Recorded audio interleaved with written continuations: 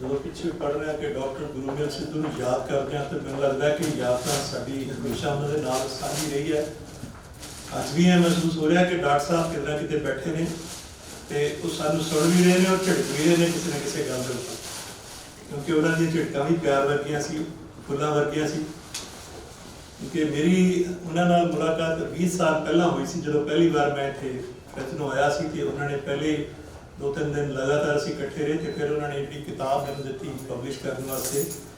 शब्दां दा सफ़र तो साडा वो सफ़र शुरू होया दोस्ती का। वो साडे अच्छे एक दोस्त भी सी, अच्छे क्रिटिक भी सी, एक अध्यापक भी सी ते वड्डे होने करके सारे झिड़क भी लैंदे सी कहना मैंने बड़ा अजीब जिहा लग रहा, क्योंकि मैंने लगता कोई जो तुसीं शामिल नहीं तो सी तां नहीं हो सकते, क्योंकि जब तक उन्होंने कलाम जिंदा है, जब तक उन्होंने किताबां नहीं, जब तक लोग उन्होंने पढ़ रहे हैं, लोग उन्होंने पर रिसर्च कर रहे हैं, वो साढ़े चो किते भी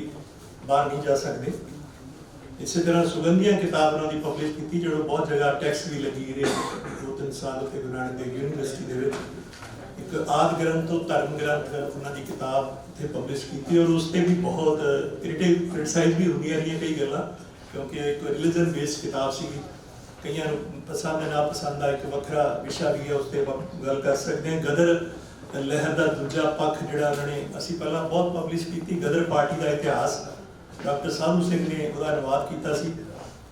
सोनू सिंह जोश उन्होंने किताब, इन्होंने एक पैरल अमेरिका के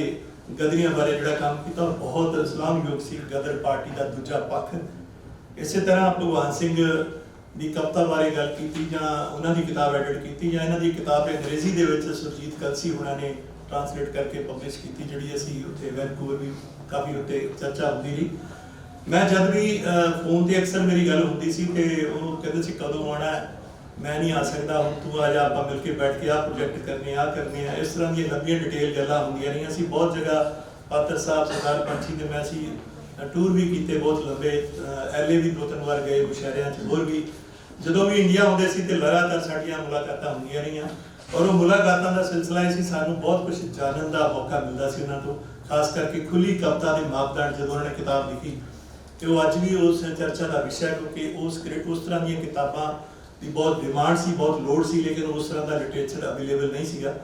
सो आखिर दे विच मैं एक शेर नाल गल समेटदा है कि जिंदगी और मौत दोनों में गुफा का रास्ता, जिंदगी और मौत दोनों में गुफा का रास्ता, एक आने के लिए है एक जाने के लिए, एक आने के लिए है एक जाने के लिए। धन्यवाद।